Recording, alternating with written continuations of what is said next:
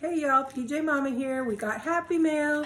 Our starter came in the mail. We opened it up and this is what we got.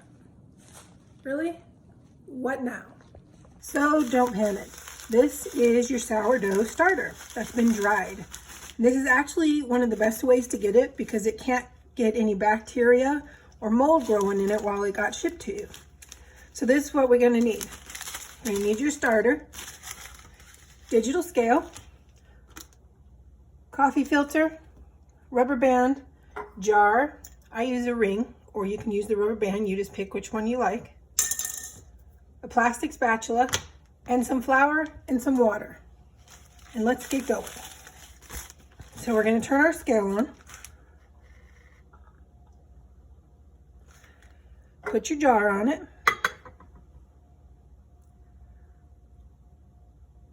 Usually they weigh 435. Mine's a little off. And we're going to mark the jar. You can write it on a piece of tape, you can write it with whatever. But I just marked mine on the bottom, 435. That number is going to come in handy when you have to remember what it all weighs later on. All right, so we got our jar. Look, he really does just want to weigh 346. And then we're going to take our starter out and you're going to put 10 grams in your jar. So we are going to dump, you can use a spoon or whatever you want to do. I'm just kind of lazy. But you want 10 grams of your dry flakes in your jar. If you go over a little bit, that's fine, but don't go under. Make it 10. And now, roll your bag back up. Try to get some of that air out of it. Zip it, and you can pop this in the refrigerator and you have a more starter that's good indefinitely. You can leave it in there as long as you want to. But for now, I'm gonna set mine over there. Okay, so we got 10 grams of sourdough, dry flakes, and now we're going to need 40 grams of room temperature water.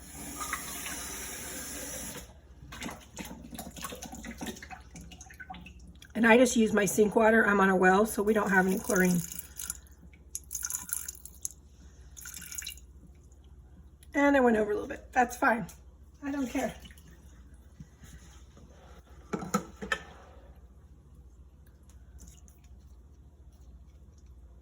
Okay.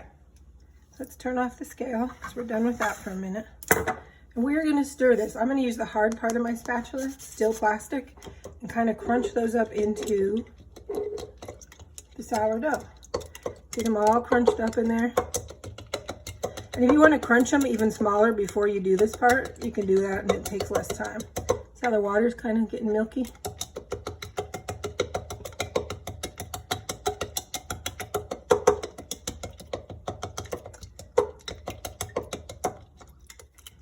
And this is day one.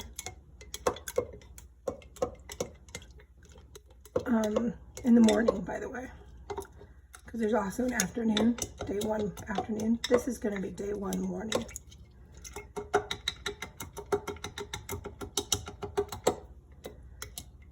All right, so now I've got that stirred up a little bit.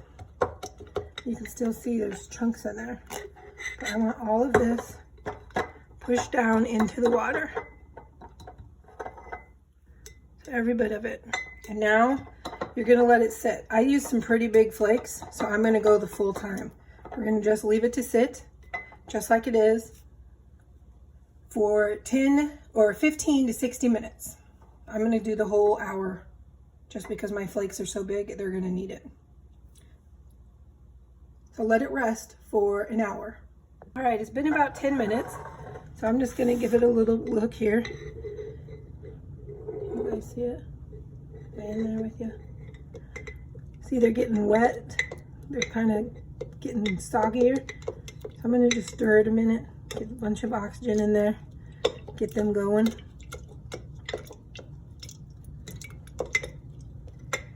See, now it's almost turning into pasty flakes. It's not quite a paste all the way, but the flakes are starting to get real pasty. Kind of give them little chops up in there.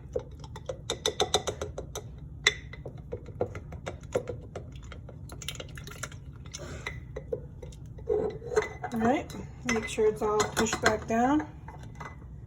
Get my chunks off my spatula, get them back in the water. Keep letting it sit. All right, it's been about 45 minutes and I just want to check how it's doing. Let you guys look in there. It's kind of getting, see, it's like turning into just water. It's getting all pasty. That's good, that's how we want it. Now I'm gonna mush it as I stir down here just in case the chunks. See, there's still some chunks in there. Just totally fine. We're hydrating them back right now. Ooh, I just spilled it on me.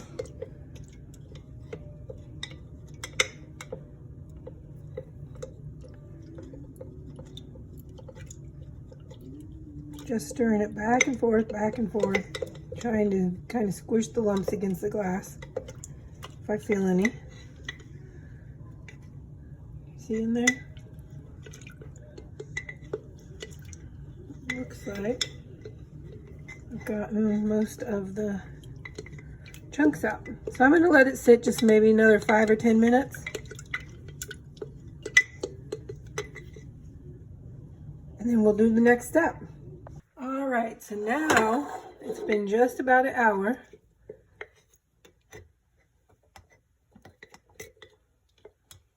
I left chunks on my spatula and they dried out. Did you guys see that? No, I didn't even have you where you could see it. So the only chunks that are left are the ones I had on my spatula. How funny.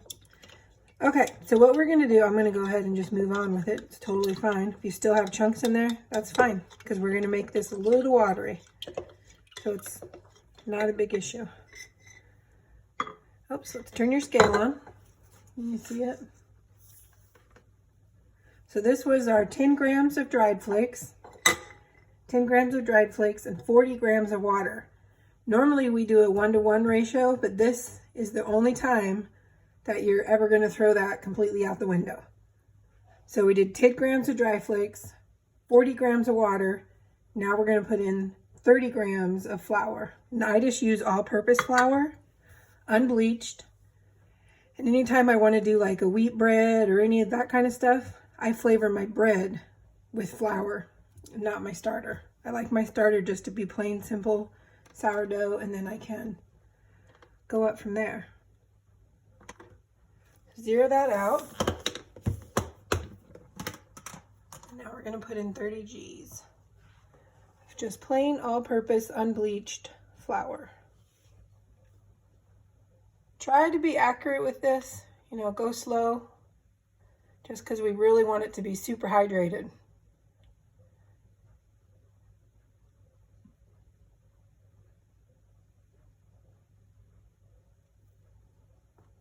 So like I said, look, go super slow.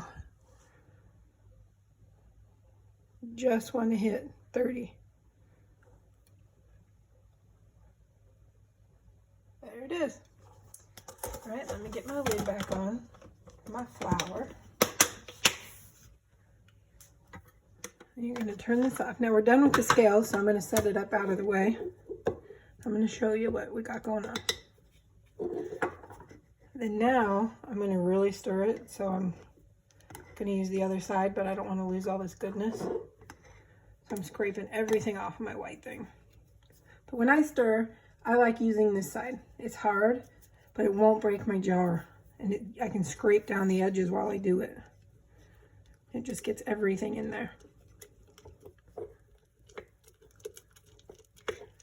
Trying to keep my hand out of your way so you can watch me. What's going on in the bar? See how I kind of scrape it down?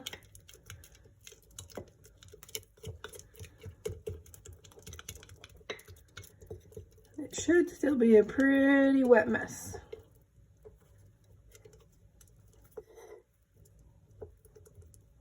It actually looks pretty good. You'd think I would have done more. There you go. That's what we're looking like. Now I'm going to scrape down my sides, try to clean it up a little bit. Get all that starter back down in there.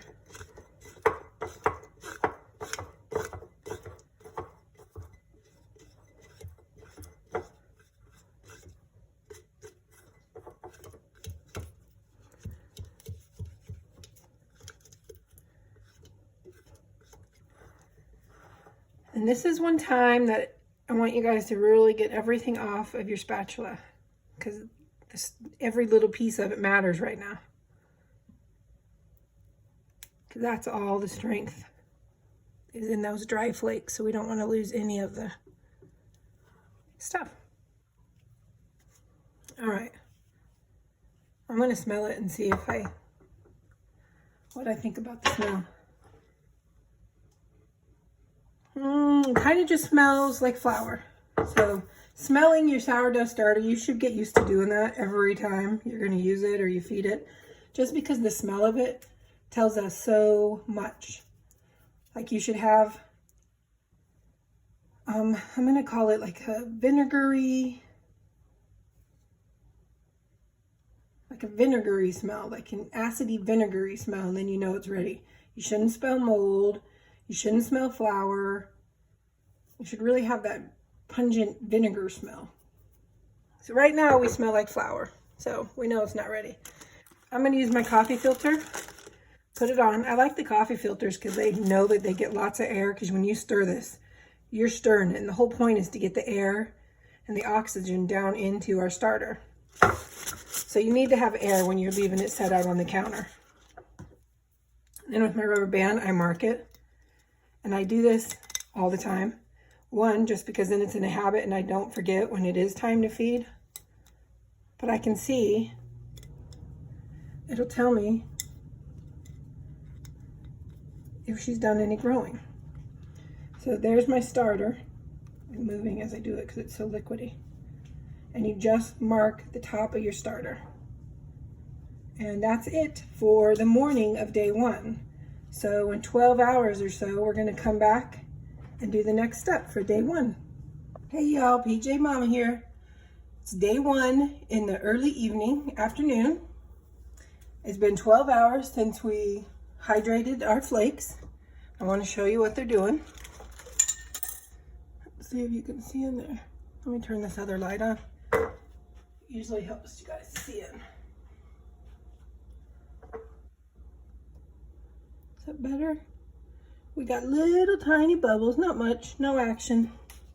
She's doing right what she's supposed to do. She's incorporated. All the things are gone. I'm going to kind of let it roll. See some of the little tiny bubbles in there? There, you could probably see them. Okay, so the second thing we're going to do for day 1, turn our scale on.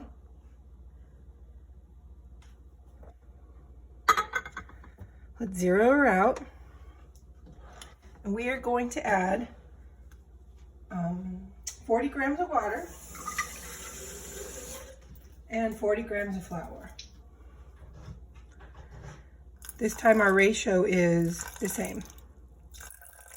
Oops, I went over a little bit. It's all right. I'll go over a little bit on my flour. 48. And if you noticed, we were at 560, so that would give us 130 of starter. So we're still not quite doing starter to flour water ratio.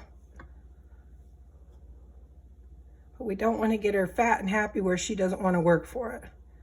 So we're giving her just enough to wake her up and get that bacteria growing in there and getting it fermenting so we can use it.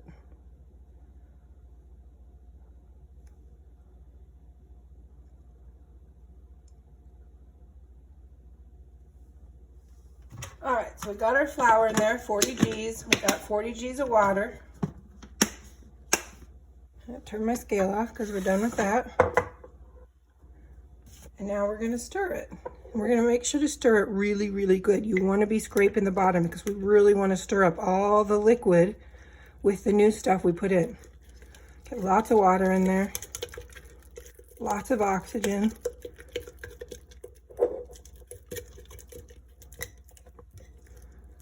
See how I'm scraping the bottoms? Because that's where all Miss Fran has been hiding and hanging out. Just sitting at the bottom waiting for you to feed her. So So we want to make sure she gets up in there. Scraping down the sides, getting all the good stuff back in the melting pot, as I like to call it.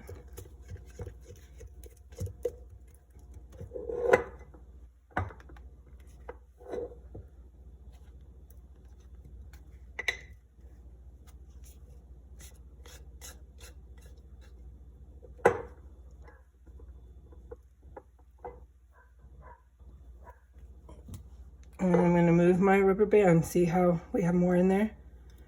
Just always get used to moving your rubber band to line up with the top of your starter. Because in that way you just never forget. It becomes a habit. Put your lid back on. Now let her rest until the morning. Just leave her at room temperature on the counter.